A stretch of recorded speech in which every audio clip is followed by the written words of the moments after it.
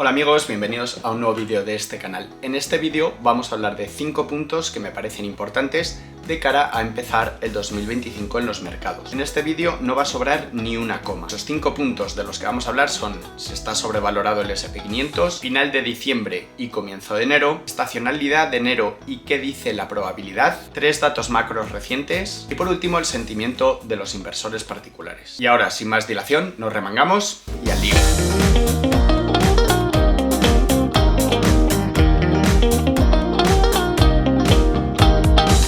Como podemos ver en el gráfico, para final de 2024, el S&P 500 cerró en 5.882 puntos, lo que supone un PER futuro de 21,5 veces. Por si alguno se pregunta de dónde sale el múltiplo, sale dividir el valor del índice entre el beneficio por acción estimado para 2025, que podemos ver en esta otra diapositiva, que son $274. Como vemos, la última vez que estuvo en ese entorno, en 2022, coincidió con el inicio de un mercado bajista bastante fuerte y bastante largo. Como he comentado en vídeos anteriores, el entorno macro de principios de 2022 era totalmente distinto al actual, sobre todo porque en ese momento se hablaba de una recesión por las contracciones que estaba habiendo en el PIB. Sin embargo, es lógico ver este gráfico y sentir lo que alguna gente dice, pues un poco de vértigo. Lo que pasa es que ese múltiplo es para todo el mercado y como vemos ahora, la concentración en el índice, o sea, el peso que tienen las principales 10 acciones sobre la capitalización total, está prácticamente en un 40%, que es una barbaridad desde un punto de vista aislado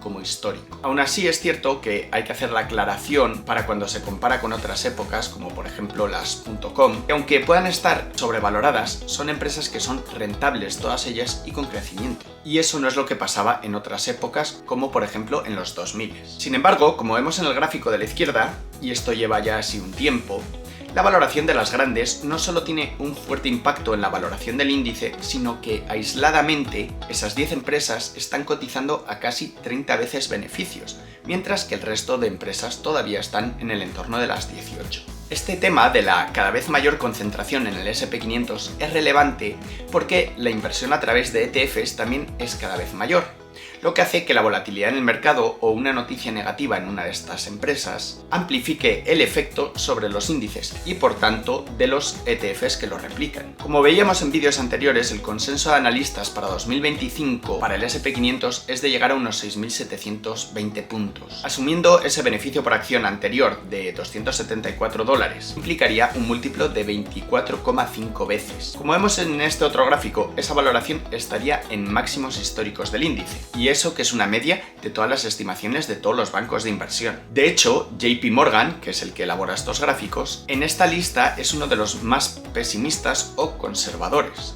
estimando un cierre del año en 6.500 puntos, lo que implicaría una valoración de 23,7 veces beneficios según su propia estimación de beneficio por acción. No hay que olvidar que este beneficio supondría un crecimiento del 14% frente a 2024. Así, solo cabe interpretar que el resto de bancos de inversión piensan que el beneficio por acción conjunto del mercado será muy superior al 14% y que además esperan una mayor expansión del múltiplo. Me imagino, pero esto es cosa mía, que quizá estén esperando que este año se revaloricen el conjunto de las otras 490 acciones que conforman el índice y que siguen estando atrás en términos de valoración con respecto a las 10 grandes. Pero bueno, ya veremos qué pasa.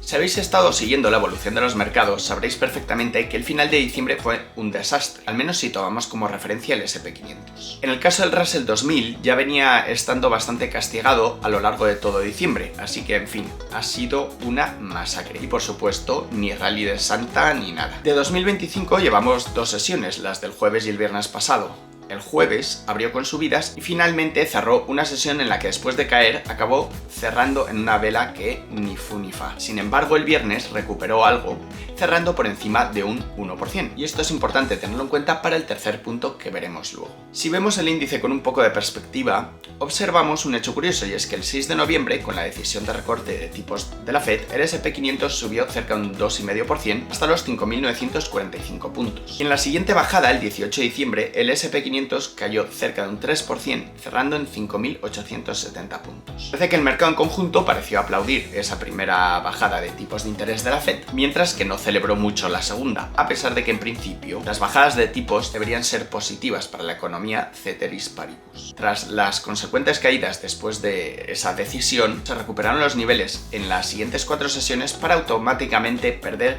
toda esa subida en las siguientes 5. De hecho, el 27 de diciembre se produjo un fenómeno curioso que nunca había sucedido, y es que solo el 18% de las acciones subieron versus las que bajaron, y eso no es algo típico de finales de año. Yo no soy demasiado amigo de estas estadísticas cogidas por separado. De hecho, el comentario de la cuenta que lo publica se pregunta si es una señal de corrección en el mercado o el comienzo de un nuevo rebote. A lo que voy es que cada vez más el comportamiento del S&P 500 nos refleja el comportamiento de unas pocas empresas y no es una imagen fiel del resto de los activos. Por eso, en la medida de lo posible, la idea es buscar oportunidades en empresas australianas, francesas, canadienses, incluso en alguna española.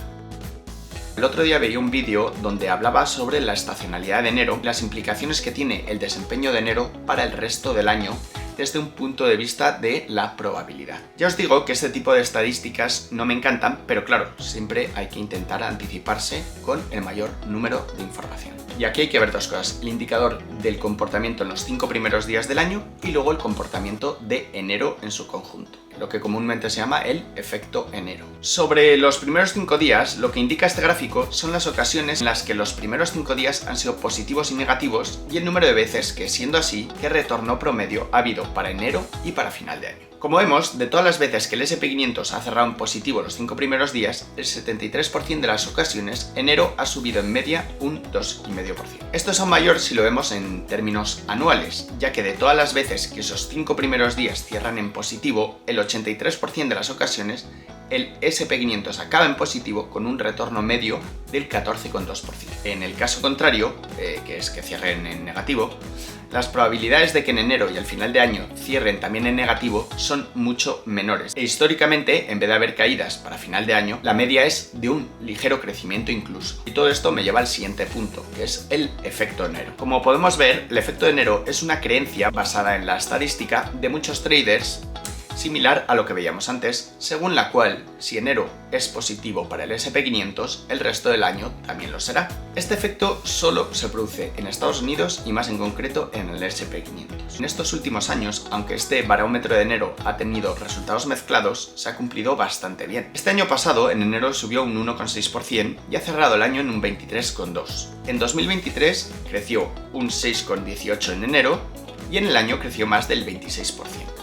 En 2022, el S&P 500 cayó más del 5% en enero y terminó con una pérdida del 20%. En 2021 no se cumplió, ya que el S&P 500 cayó un 1,1% en enero, aunque luego ganó poco menos del 27% a final de año. Los resultados en 2020, que no deberían tomarse como referencia por la distorsión que produjo el COVID, fueron más ambiguos porque el S&P 500 cayó un ligerísimo 0,16% en enero para luego subir a final de año un 16%. Y en 2019 el S&P 500 subió un 7,87% en enero y terminó el año con una subida de casi el 29%. Así que, como conclusión, sí que es interesante poner el ojo al cierre del índice el próximo miércoles, que sería el quinto día o la quinta sesión, y cómo terminamos el mes.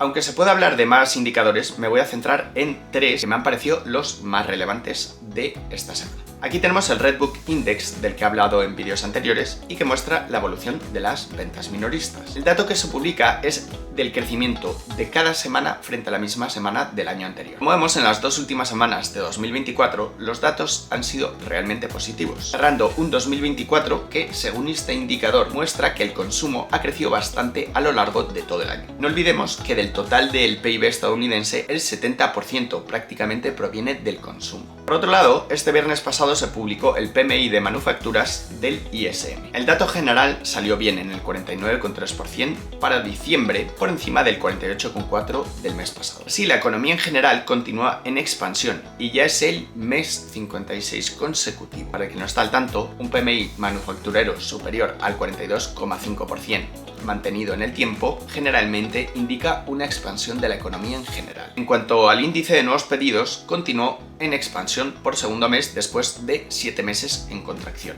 fortaleciéndose y subiendo al 52,5%. Son 2,1 puntos porcentuales superiores al mes pasado. En cuanto a la producción, también fue alto y ha vuelto al terreno de expansión después de 6 meses en contracción. Los puntos negativos que sigue habiendo en el informe las vemos en los precios, que han continuado creciendo, y en el índice de empleo, que registró una caída de 2,8 puntos porcentuales respecto al 48,1% de noviembre. Por último, simplemente mencionar que el balance de la Fed no para de reducirse, lo que es positivo, ya que implica que la economía no necesita de más inyecciones de dinero. Me gustaría hacer un vídeo sobre la Fed, el balance de la Fed y la relación con los tipos de interés, pero ese tema lo dejaré para otro vídeo.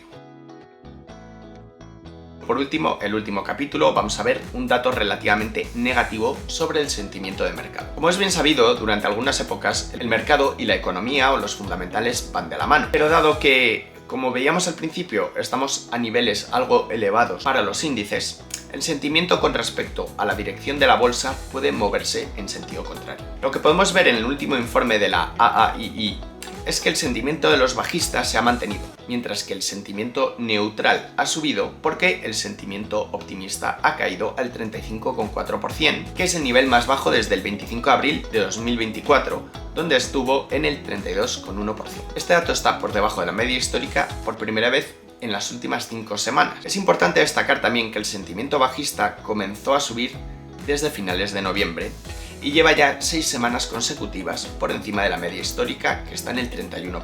Estas encuestas hay que cogerlas un poco con pinzas y más teniendo en cuenta el comportamiento del S&P 500 a lo largo de todo el 2024. Durante el año ha habido unas 5 grandes caídas y en todos esos casos el mercado se recuperó rápidamente. De hecho, el anterior peor dato de esta encuesta, como comentábamos antes, fue el 25 de abril, justo en la parte baja tras las caídas que había habido ese mes, y pocos días después comenzó la recuperación. Parece que hay que tomar este dato al revés. Cuanto mayor sea el miedo de los inversores minoristas, otros que no somos tú y yo, parece que es una señal de compra. En fin, y con esto termino el vídeo. Espero no haber ido demasiado rápido y si te ha gustado, como siempre, dale un like, suscríbete y deja un comentario. Te deseo un feliz año, un estupendo 2025 y nos vemos en el